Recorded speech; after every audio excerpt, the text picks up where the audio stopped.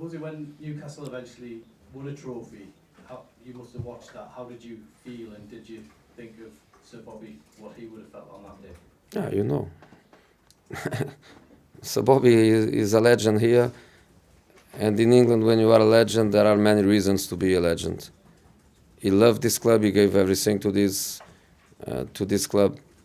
Of course, he would be so happy with that victory in the cup. I was very happy. I know that is not the target. I know that Newcastle and all the Georges, what they want is bigger than the League Cup, but the League Cup is a beginning.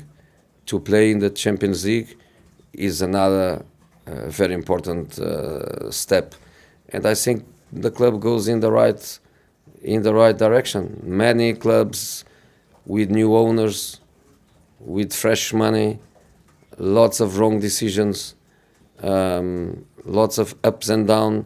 Newcastle, since the moment they have the new ownership, Eddie, stability, they change sports directors for obvious reasons. That's the new football is like that, but lots of stability. The profile of the players, I never see a player that Newcastle get that doesn't fit a model, doesn't fit a profile. They do things really, really well. That's why they are where they are. So I'm so happy with that. I congratulate Eddie and the club and the fans and Lady Elsie Robson and the three boys and the grandsons. I think they are so happy to be like the legacy of Sir Bobby. Lucy, I think there's a feeling around about these parts that currently Newcastle are in a little bit of a transition. There was the Isak saga in the summer. Of course, he left with a British transfer record. They've since signed Nick Volterman for a club record transfer fee. I wonder, looking from afar, I know you've been busy yourself, but I wonder what you made of all of that. You know, what happened with Isak in the summer is very difficult for a club, very difficult for a coach, and very difficult even for the fellow players. I think in the end everybody knows that he's going to leave to Liverpool, but one thing is everybody knows he's going to leave, and another thing is done. When it's done, you move on. When it's done, you have a new player. When you have a new player, you train and you adapt to play with a new player, because of course Isak and Voltemate, they are different players. But again, that's what I was saying. There is always a period of transition for new players. It looks like this boy is here all his life because he's performing, he's adapted, he's loved by the fans. Newcastle is doing the things right. Is doing the things right. Good evening.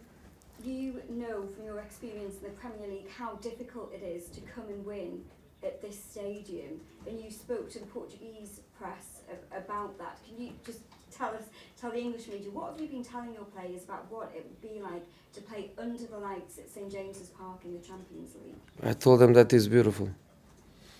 Absolutely beautiful. Even as an opponent, it's beautiful.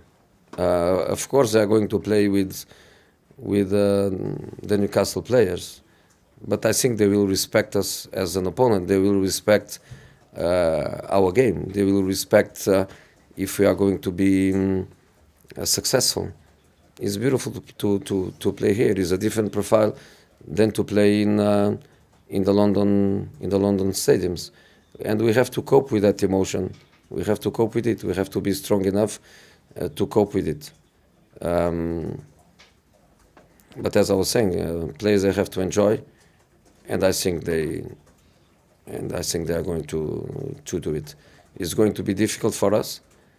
We have to try to impose our qualities, which are different qualities than Newcastle.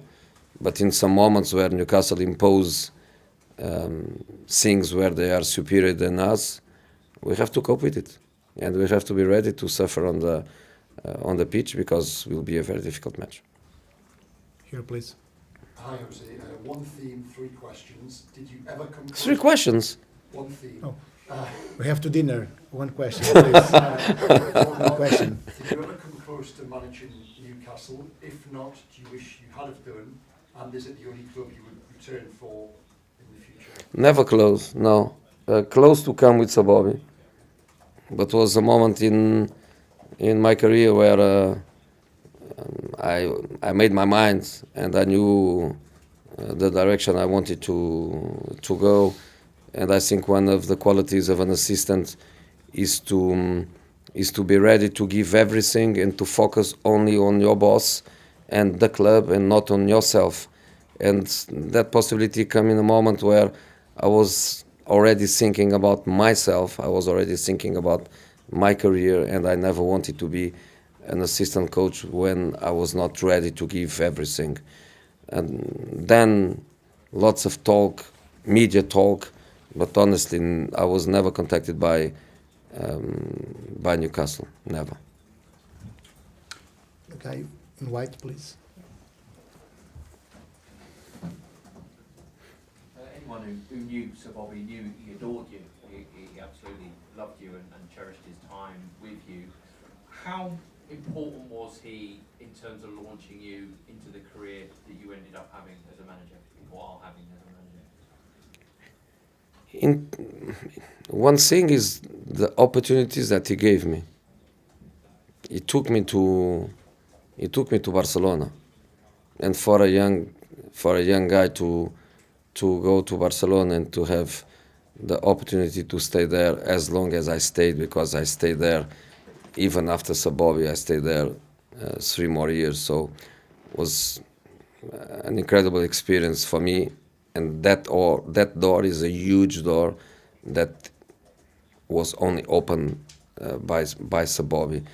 The second thing is what I've learned at the football level and at the human level. And the third thing was the trust that he put in myself, which made me,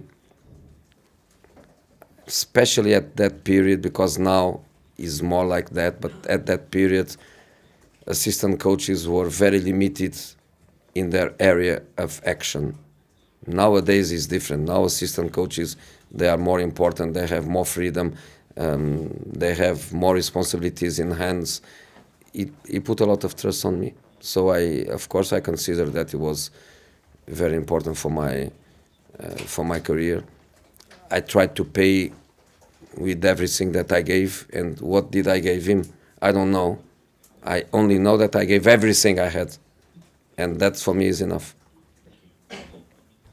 Jose, when you left England a few years ago, could you ever have imagined coming back here to Newcastle United to face them in the Champions League? And when you're here, do you feel closer to Sir Bobby? When I walk here, I feel close. When I walk here, I change a few words with him. And it's a great emotion. When I left England a few years ago, yes, I thought that Newcastle was not far from it. In fact, the first time they played Champions League was already 2 or 3 years ago. So this is a process for them. And yes, I always thought that would be coming. When I left England, I went to Roma, where I played Conference League and Europa League, so no chance to be back. In Fenerbahce, as you know, we beat Feyenoord, but then we lost against Benfica on the playoffs. But now to be here is also great for me, in spite of I have, I don't know, almost 200 matches in the Champions League. I don't know, 150, 200, but something like that. Champions League, and is always a great emotion. And I wanted to say something, and I forgot. I want to express my condolences to Stuart Pearce and his family. Very sad news. Stuart, a great guy. So please, through you, my condolences to Stuart. Last question here. Hi, Jose. Do you regret not managing at this club which you appear to have affection for? And is it something you've ruled out in the future, or could that still happen one day? I don't regret because I never had a chance to. I never told no to Newcastle United. I told no to many clubs in my career, always with huge respect, but sometimes I had to say no, I'm not interested, no, it's not the right time.